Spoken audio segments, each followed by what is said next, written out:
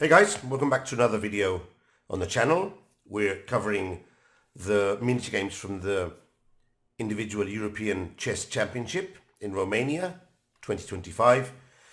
Finished very recently in the middle of March.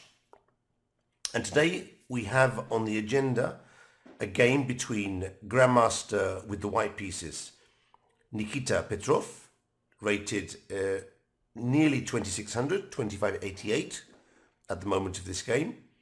He's the firstborn of Montenegro, very strong grandmaster, and he will be playing with the white pieces. I think it's the first time we feature Nikita on this channel. With the black pieces, a FIDE master from Romania, a local player, and hopefully I'll pronounce his name correctly. I've checked with translation. Justin Ciorgovean would be the, in principle, correct way to pronounce this very special name. So I'm trying to check with Google Translate and also pronunciation to get the names right. It's always tricky because, as all of you know, I speak English and Spanish, and a Spaniard would pronounce it a special way. An English person would pronounce it a different way. So I just tried to listen how a Romanian would pronounce it and try and get as near as possible. So it's Justin Ciorgovean. So that's his name. I'm just going to call him Justin for the video. Okay, so what are we going to see in this game? We're going to see white playing with d4, and we'll see a Razgozin, very fashionable. But maybe, I'm not totally sure, Justin mixed up his move orders, because it seems to me that he left the theoretical paths, maybe confused lines, and ended up with a difficult position in the opening. And then we'll see Nikita display his tactical skills with a direct attack on the castle king. So it's very instructive, and there's quite a few interesting ideas to learn from here. So let's go with the game. d4, knight f6, c4, e6. Sort of suggesting that we want to go for the Nimzo India against knight c3.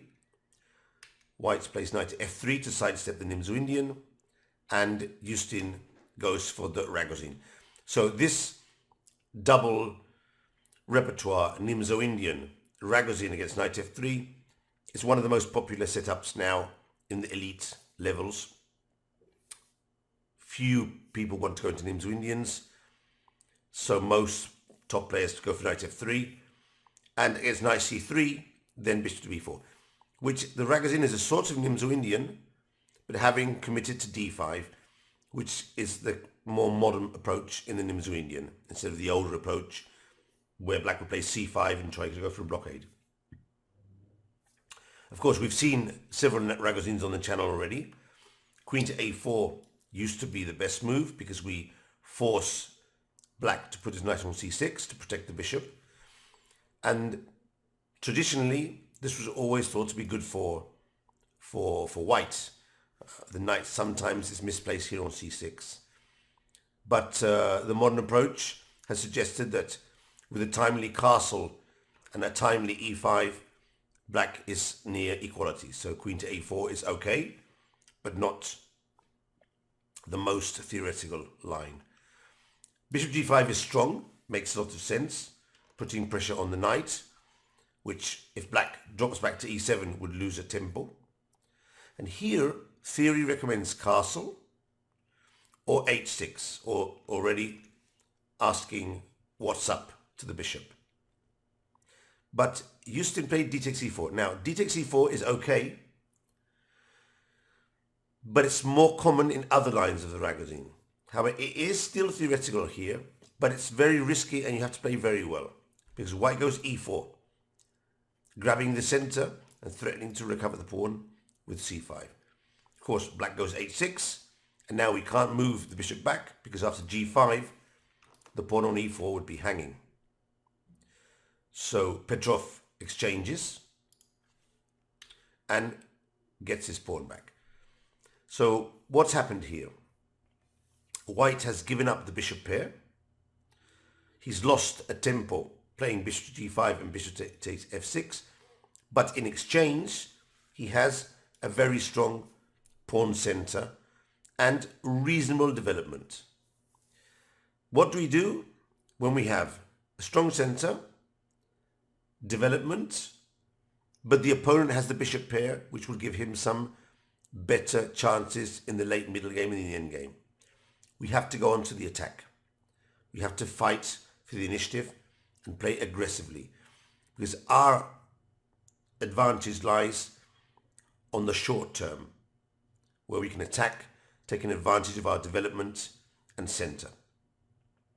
Of course, strong players understand this perfectly. Beginners and post-beginner players sometimes falter with this, and they tend to play 2 or 3 more or less passive moves, not so aggressive, and black can bring out their pieces and get a good game. So just imagine black can castle, play b6 and bishop b7, knight d7, and strike with e5 or c5. He's already doing very well. But we do have 2 or 3 tempos. So black strikes with c5, white castles, but at the same time unpinning the knight. Of course, if there's a capture here, this would be very good for white. It's quite obvious that now black doesn't have the bishop pair, and also our centre is very strong and bolstered. So black captures on d4, and here a weaker player might go for knight takes d4, which is okay. But Nikita plays the much stronger e5. Because by hitting the queen, we're preparing knight to e4. And this is what happens in the game. We've sacrificed the pawn on d4, but we're trying to get a knight towards one of the important attacking lines on the king side. Castle is more or less forced. And again, here, we could recover the pawn, exchanging queens or just by playing knight d4. But this wouldn't fulfill the potential, the attacking potential of our position. We have ideas here. We can go queen to d3, bishop c2 here. We can put the knight on g3 and go to h5. We can transfer the queen to g4. We can get a rook to d1. We have certain potential aggressiveness due to, number 1, better development, number 2, the pawn on e5, which hinders, for example, the knight coming to f6. Also, having the pawn on h6 has already weakened very slightly black's position. If at some point we get a queen and a bishop on that diagonal, we'll force black to play g6. More weakness. So Petrov, in my opinion, very astutely plays queen to e2, developing, communicating rooks, and preparing rook a to d1. Black drops back with the bishop. He could have played this first or first knight to c6, it doesn't really matter.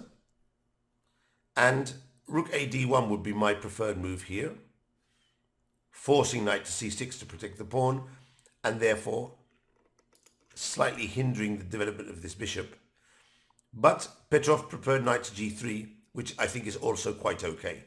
The knight is headed to h5, and we do open up the option of bishop to d3 and queen to e4. Now, if black had played knight to c6, I'm thinking that rook a d1 would have been the move. But Justin played bishop to d7, no doubt trying to put the bishop on c6 to try and prevent this maneuver. The computer suggests that it's time to play aggressively with b5. Now, this is a move that many players wouldn't have thought of, but the computer spots it. The idea is, by sacrificing the pawn, we misplace the bishop and we'll gain another tempo later on hitting the bishop, and we can get the bishop to b7. So we sacrifice a pawn, but we finish our development. And of course, the idea would be to try and hold on to the d4 pawn and play with our 2 bishops. It makes a lot of sense when you've seen the idea, but not many people will think of sacrificing the pawn to do it. And of course, b6 would be playable, but b6 might have some problems after queen to e4 with the threat on the rook. Whereas if you play b5 and white goes queen to e4, I wouldn't be surprised if moves like pawn takes bishop, and now a move such as bishop to a6 or knight to d7 gives quite a good compensation with the 2 bishops and the pawns. Anyway, I'm rambling. So let's get back to the game. Bishop to d7, rook a d1, and bishop to c6. This looks good. However, now white does recover the pawn. Because, I mean, why not? We're threatening to capture on c6, so it's worth my while. Queen to a5 and knight to h5. And just look at the position. Black still hasn't finished the development on the queen side, and already queen to g4 is a massive threat. A massive threat. Also, you probably have noticed that there are some sacrifices looming on e6. So black already is in big trouble here. He plays rook to d8 with the idea to drop back to f8 to defend, or maybe get his knight here. But I think this is just too slow. And white plays queen to g4. Now, by the way, here, the computer spots already an aggressive finish for the game. I think queen to g4 is a very strong move, and probably it's the move that I myself would have played. But the computer says that here, we can do what we call a destruction sacrifice, which means sacrificing a piece, breaking up the king side, as long as you've got enough pieces to come in and finish off. Now, I'm sure that Nikita spotted this sacrifice. I mean, he is a grandmaster and a very strong one. Maybe he wasn't being able to calculate it fully, and what he did see is that queen to g4 just piles up the pressure. Sometimes, if the sacrifice is not clear, strong players will go for the more slower approach, which still is very strong. But let's check it out. King takes, check, hide, and we win a temper here, attacking the h6 and f7 pawn. King to g7, and here the second sacrifice. Bishop takes, threatening the pawn. Check. Check. And mate. So, in principle, this sacrifice would have worked. Where does Nikita fail?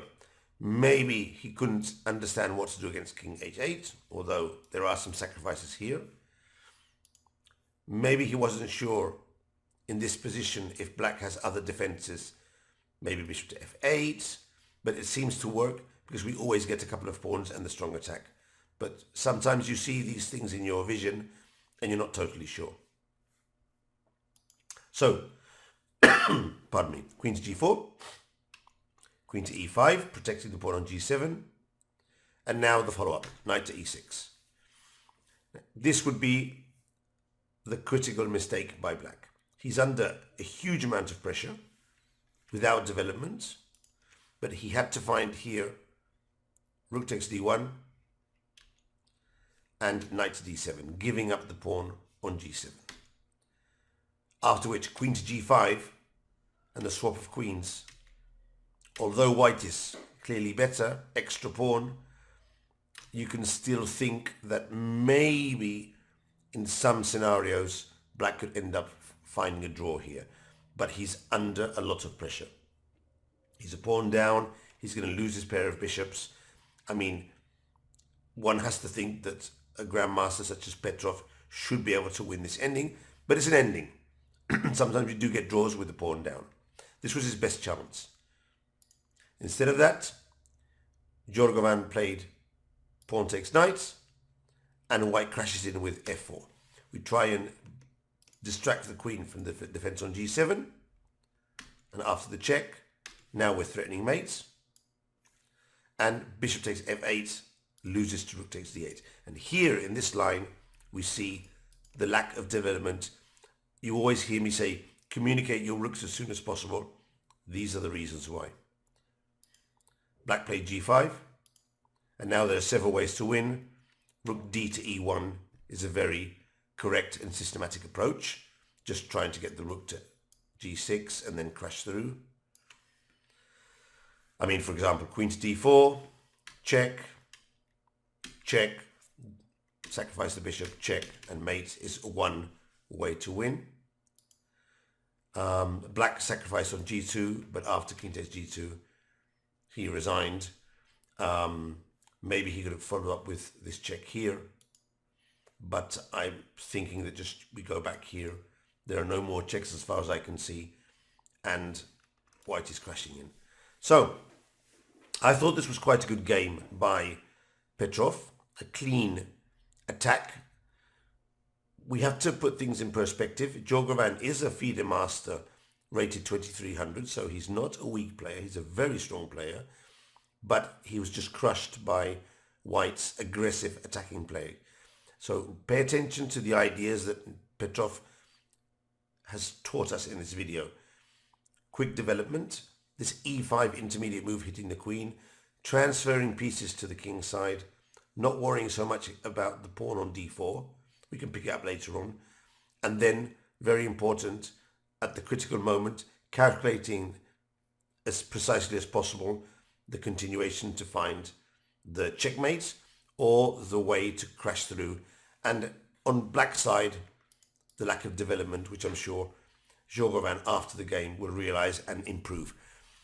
An interesting thing, that b5 move that black had, sacrificing one of the pawns to get his pieces out. We have to try and look for these ideas. So hopefully you enjoyed the game, and if you did, please leave a comment below. And if you haven't subscribed to the channel yet, I know more than half of you out there haven't subscribed yet, so just click on the subscription button, and we're about to cross 900. I wonder who's going to be number 900 on the list, and we're going for the 1,000, which I hope to achieve during the month of April. See you in the next video. Enjoy and improve and have fun as always.